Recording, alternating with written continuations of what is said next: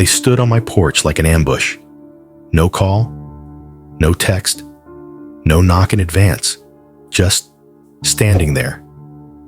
My in-laws, dressed neatly, expectant eyes fixed on the door, and smiles that didn't quite reach their eyes. I hadn't showered in days. My hair was matted in the back from the way I slept, or rather, didn't sleep. My shirt had baby spit up on it. I hadn't even put on socks. My son was 4 weeks old. He was healthy, thank God. But I was not. I was hollowed out, burned, existing somewhere between postpartum chaos and survival. And now, I had unexpected guests. I turned and stared at my husband. He was standing beside me, too calm, too casual. I invited them, he said, as if this was normal, as if inviting your parents over for dinner without telling your wife, a wife who just gave birth a month ago, was some kind of sweet surprise. My stomach dropped. The living room was a disaster. There were burp cloths flung over furniture like casualties of war, dishes in the sink, diapers in the trash. I could barely hold my own body up, let alone host a dinner. He knew this. He knew. But he sat with them like everything was fine.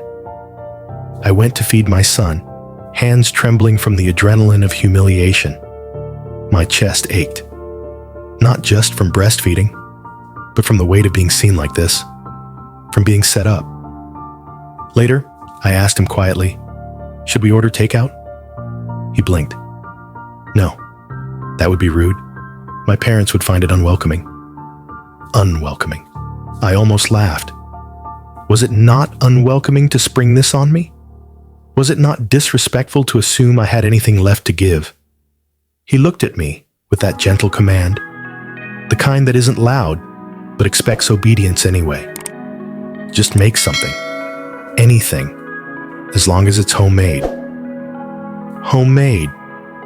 A word that used to mean love. Now, it just meant obligation. So I made macaroni and cheese. Not from a box, from scratch. Because that's what I had the energy for. Because my hands were full of sleepless nights and cracked nipples and a newborn who never stopped crying unless I held him just so. Mac and cheese. It was simple, comforting, warm. I plated it with a trembling hand and brought it out to the table like an offering. My mother-in-law looked at the dish like I had served her a cold insult. "Is this appropriate?" she asked, her voice quiet, sharp like a needle. I blinked. Why wouldn't it be? Her face changed. And then came the rant. Disrespectful, inappropriate, shameful. Did I really think this was acceptable? Did I not understand how to host? Did I not care about her son's family? About their culture? Their dignity? Something cracked in me then. "Who said I signed up to host?" I asked. She flinched. Her husband stepped in. "We just came to see the baby, the one you've kept from us for an entire month. That's a whole month of his life we've missed." And there it was, the accusation. Not about the food. Not really. Not about the mac and cheese or etiquette or tradition.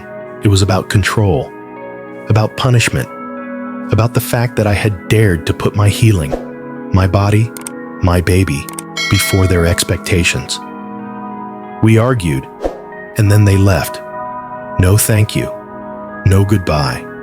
Just the clink of cutlery on abandoned plates and the heavy silence of a door closing behind them.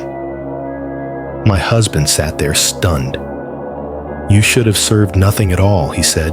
"That would have been less offensive." I stared at him, exhausted, bruised. "I was too tired to cook one of those traditional feasts your mom forced me to learn," I whispered. And that was the final blow. "You're being disrespectful," he snapped, "to my family, to my culture." I didn't respond. I went to the bedroom. I held my son and listened as my husband stayed on the phone with his parents for an hour, whispering, agreeing, apologizing on my behalf. When he came out, he didn't look at me, didn't speak to me. He just avoided the food I had made and refused to eat anything I touched. He gave me the cold shoulder for days, in silent protest, in solidarity with the people who walked into my home and made me feel small. I tried to rationalize it. Maybe I had offended them. Maybe mac and cheese wasn't enough. Maybe I should have tried harder. Maybe I should have planned for guests, even if I didn't know they were coming. But then I remembered the women who had come before me. My mother, my aunts, my friends. Women who brought food to new mothers, who cleaned their kitchens, who rocked their babies while they showered for the first time in days. That's what support looks like. And I had none of it. Instead, I had a husband who expected a show, who dressed me up in tradition, paraded me in front of his family, and then disappeared when they turned on me. He let me drown. And all because I made a pan of macaroni and cheese. So, am I the asshole for serving something simple when I was too tired to stand?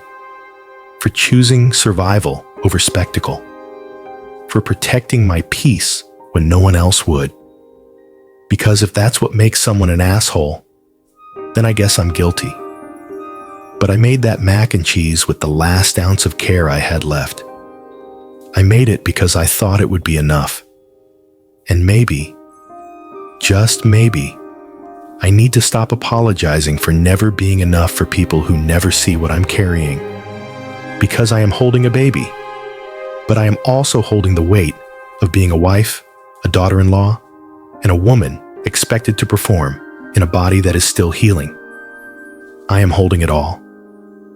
And somehow, I am still standing, even if no one notices, even if all I had was macaroni and cheese. There's something deeply unsettling about being invisible in your own home, about being expected to perform when you're at your most vulnerable. And what's worse is when the person who should be your partner is the one orchestrating the show. This story isn't about food, it's about labor, emotional labor, cultural labor, the unseen, unspoken expectations placed on women, especially mothers, especially wives, especially daughters-in-law. Mac and cheese became the symbol of defiance, of exhaustion, of setting a boundary no one wanted to hear. And the fallout wasn't about the meal. It was about a woman who said, "I can't do it all. Not today." To anyone listening, if you've ever been expected to smile while breaking, to host while hurting, to give while empty, you're not alone, and you are not the problem. So let me ask you this. If the roles were reversed, if a man had just become a father 4 weeks postpartum, and his wife invited guests without notice, then shamed him for making a simple meal while holding a newborn, would anyone question his exhaustion? Would anyone call him the asshole? Food for thought. And in the meantime, pass the mac and cheese. This is AITA Story Vault. We'll see you next time.